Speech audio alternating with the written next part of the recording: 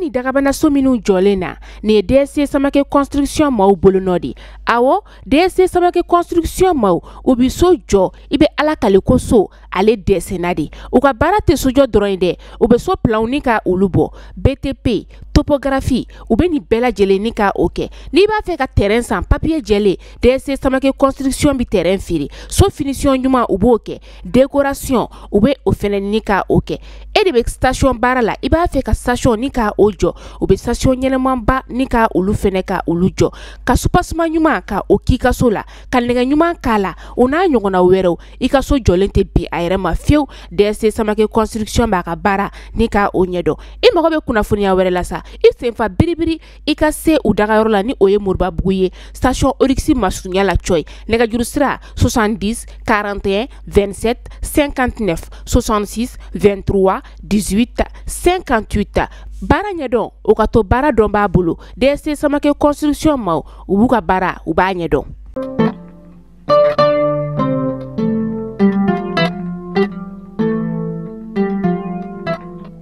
Anisa Jallono bi k'aw lasɔrɔ Mali Kunnafoni TV lajɛbagaw aw minnu bɛ k'an lajɛ Mali kɔnɔ Mali kɔ kan aw bɛɛ lajɛlen ni ɲantuma aw bisimila bi an ka kunnafoniyaw kɛnɛ kan.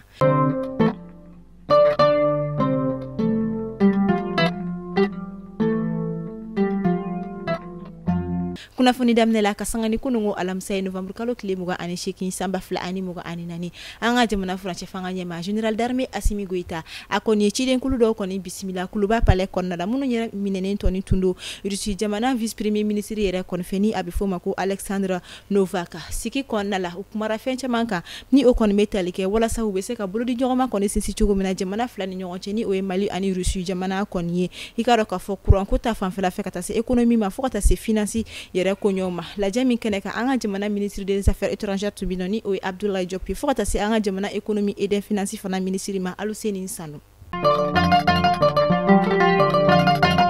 Kasanga ni araba don tɛmɛnen ni o kɔni kɛla conseil des ministres i n'a fɔ a bɛ kɛ lalala cogo min na araba o araba an ka jamana kɔnɔna la an ka jamana furancɛ fanga ɲɛma général d'armée Assimi Goïta a kɔni ye laɲiniba dɔw kɔni sigi sen kan an ka jamana gouvernement kura u kɔni mina baara kɔni kɛ minnu kan kosɛbɛ minnu kɔni mina baara bɛna don bala u bolo kosɛbɛ o kɔni taara i ka dɔn k'a fɔ i jɔ fɔ jɔyɔrɔ 8 bɔɲanko kɔni na laɲiniba fɔlɔfɔlɔ min yɛrɛ kɔni kɛlen don an ka jamana gouvernement kura yɛrɛ kɔni fɛ u k'u jija ka se ka basigi ani lakana kɔni sigi ka na an ka jamana kɔnɔna ni o ye défense et la sécurité o ye wa o kɔfɛ domaine filala o kɔni tɛ dɔwɛrɛ ye ka se ka fɛn min ye ka dɔn k'a fɔ baara kɔni sinsin ani ka se ka jɛlenya kɔni sinsin walasa ka yurugu ani tilenbaliya ani i ka dɔn k'a fɔ injustice ka se ka o kɛlɛ cogoya min na jɔyɔrɔ sabanan o kɔni kɛra mun de ka se ka wulikajɔ kɔni kɛ walasa ka se ka population ka se ka fɛn min ye baloko ani ka dɔn k'a fɔ sɔrɔko ka se ka o nɔgɔya cogoya min na an ka jamana o kɔnɔna la jɔyɔrɔba nanina ka se ka yɛlɛmalibaw kɔni don an ka jamana kɔnɔna la fɛn min ye kɛnɛya ko ani jamana ɲɛtagali ko olu koɲɛw la fo ka taga se a bolodi ɲɔgɔn ma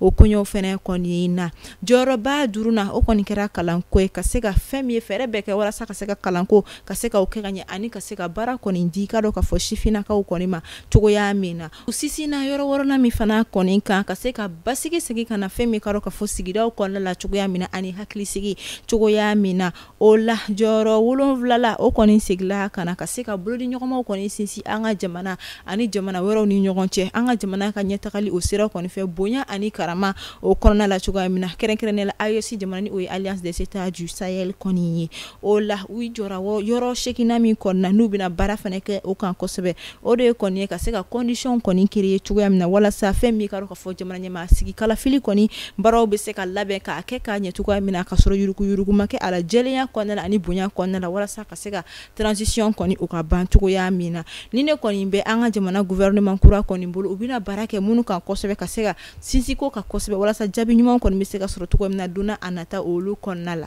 o kama an ka jamana premier ministre kura a kɔni kumala ni o ye Abdoulaye Maiga ye a ye a yira k'a fɔ ko a bɛ foli ta ka taa an ka jamana ɲɛmaaw kɔni yɔrɔ fo ka taa se a ka gouvernement maaw kɔni ma ko wa ko ni ala kɔni sɔnna ma u bɛna wulikajɔ kɛ ka se ka ni laɲiniba 8 ninnu kɔni ka u lawaleya cogoya min na a kɛcogo ɲuman o yɛrɛ fana o kɔnɔna la. anga jamana fintigilakaw ye a kunnafoniya di ka sanga ni kunungo ala musa kɔni ye ko tɛgɛ kɔni kɛla réseau dɔ kɔnɔ ni o kɔni banbagaci kulu dɔw kɔni ye minnu yɛrɛ kɔni dogolen kundu attaque min kɛla anga jamana faba kɔnɔna la ka bɛn ni septembre kalo tile 17 kɔni ye ka sanga ni kɔɲɔw kɔni a yirala ka fɔ matan kɔni bɔnɛna a ni na u ka ni attaque ninnu kɔni senfɛ kɛrɛnkɛrɛn la minnu kɔni kɛra wagati laban na Bajangara marabolo kɔnɔna la ani Mopti ka olu fana fɛ yen nɔ. Nina abina fɔ wagati kɛla o kɔni kun yamaruyalen tɛ Senegal jamana kɔni kɔnɔna la ni o ye an ka jamana kɔni quartier Nina kɔni ye a kunnafoniya di la fɛn min an ka jamana au conseil des Maliens de l'extérieur kɔni fɛ ko an bɛ wagati min na i ko sisan quartier Nina kɔni a bɛ se ka présenter fɛn min ka dɔn ka fɔ Senegal jamana kɔni fan bɛɛ fɛ i n'a fɔ gafe sɛbɛntiyali. Ameta Nyoro marabolo kɔnɔna la fɛn min ye Nyoro marabolo direction régionale des productions et des industries animales o kɔni bɔra ka kunnafoniya kɔni di ko an bɛ wagati min na i ko sisan fɛn min ye aviculture ni o bɛ tali kɛ baganmisɛnninw kɔni marali la o bɛ ka fanga sɔrɔ kosɛbɛ Nyoro marabolo kɔni kɔnɔna la nka min yɛrɛ kɔnɔna u ye a yira ka fɔ ko marabolo ɲɛma o ni an ka jamana ɲɛma olu kɔni ka dɛmɛ fanba kɔni bɛ a la ka da kan u kɔni ye u jɔyɔrɔma don kosɛbɛ u ni ka dɔn ka fɔ nin bolofara in kɔnɔna walasa a bɛ se ka san kɔni sɔrɔ cogoya min na nka an bɛ wagati min na i ko sisan hali sisan u kɔni bɛ dama kasi tigɛ kɛrɛnkɛrɛnnen la baganmisɛnnin marabagaw kɔni ko u kɔni tɛ se ka juru kɔni sɔrɔ i ka dɔn ka fɔ yɔrɔ caman kɔni fɛ juruta yɔrɔ caman na walasa ka se ka u yɛrɛ dɛmɛ ni o kɔni ye o kama u kɔni bɛ o laɲini fana kɔni kɛ ka fara i n'a fɔ jamana ɲɛmaaw kɔni dɛmɛ kɔrɔ minnu dɔ u ye kan. National Golomasiri tabaga maa 1354 boyanko olu ka formation kɔni kun cɛla minnu yɛrɛ kɔnɔna muso la ka 551 kɔni bɛ a la ka sanga n'u ka formation kɔni kun cɛli ye o kɔni kɛra lajɛba dɔ kɔni senfɛ kunungo min yɛrɛ kɔni kɛnɛ ka an ka jamana état major de la garde nationale ni o ye général de brigade Famuke Kamara kun bɛ a kɛnɛ kɔni kan nin kɛra sababu ye ka se ka fɛn min ka dɔn ka fɔ ni maa kofɔlen ni o ye maa 1354 minnu kɔni bɔla ka gardiya finiw kɔni ta k'a yira ka fɔ kala gardu ye wa u kɔni na baara kɛ ka se ka faso kɔni kuma bɔ an b'a fɔ ala k'u faga se u ka baara olu kɔnɔna la. An ka jamana minisiri ɲɛmaani o général de division Dr Abdoulaye Maïga ni ale an ka jamana premier ministre kɔni ye ale senabɔli kɛ kunungo sɔgɔmadafɛla wagati kɔni fɛ ka taa EDMSA yɛrɛ kɔni soba kɔnɔna la min yɛrɛ kɔnɔna a bisimilala an ka jamana direction générale de l'EDMSA yɛrɛ kɔni fɛ nin kɔni visite in kɛra sababu ye ni maaw bɛ se k'u jigida kan ko baaraw kɔnɔna boloda walasa ka se ka fɛɛrɛ kɔni sɔrɔ an ka jamana kura ko o cogoyaw la.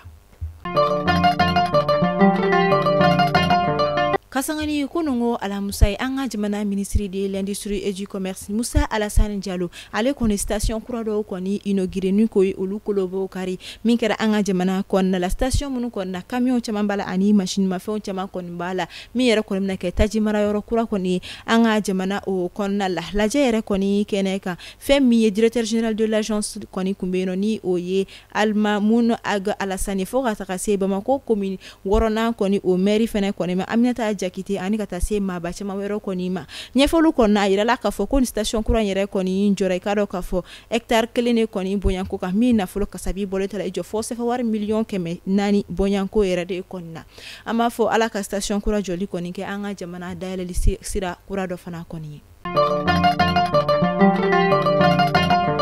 An bɛ taa kɔkan kibaru la an bɛ taa Tchadi ka olu fɛ yen nɔ Tchadi ministre min ɲɛsinnen don ka jamana kɔkan ko ma ni o ye ministre des affaires étrangères ye ni a bɛ fɔ o ma ko Abderrahmane Koulamala ale kɔni ye a publication kɔni kɛ ministère yɛrɛ kɔni ka page officielle sanfɛ ni o ye bɔlɔsira sanfɛ fɔ min ma Facebook wa o kɔfɛ a kunnafoniya kɔni carila Tchadi jabarani sobaw kɔni na k'a yira k'a fɔ ko Tchadi jamana kɔni bɛ a ɲini fɛn min ye force armée française ni o ye France jamana ka finitigilaka minnu bɛ Tchadi jamana kɔnɔna la u k'u ka kasaw kuru u ka taa ka bɔ u ka jamana kɔnɔna la nin laɲini kɛla Tchadi jamana fɛ Mali Burkina Faso Niger kɛlen kɔfɛ ka u ka kunnafoniyaw fɛnɛ kɔni di an b'a fɔ hali bi ala ka farafin jamana bɛɛ lajɛlen kɔni bɔ jɔnya juru la.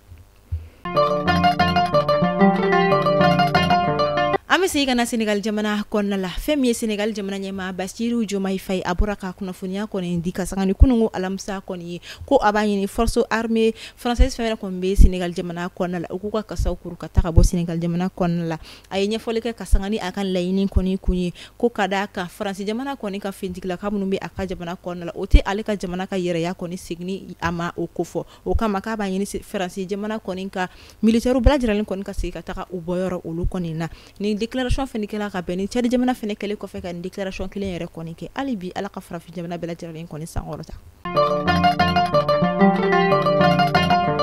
mali kunnafoni bolo sira lajɛbagaw aw kulo garisɛgɛ kɛra ni kunnafoniya ne bi an b'a fɔ aw ni ce a ka lamɛnliko ɲuman o kɔfɛ aw minnu bɛ fɛ k'aw ka jagofɛnw lakodɔn k'a ka cakɛdaw lakodɔn a y'aw sɔgɔ mali kunnafoni direction commerciale la nɛgɛjuru sira minnu bɛ tɛmɛ an ka ja olu duguma aw kan bɛ sini ni ala ma basi kɛ ni aw la ala k'an si jɔ kuma kɔnɔ k'an ka jamana basigi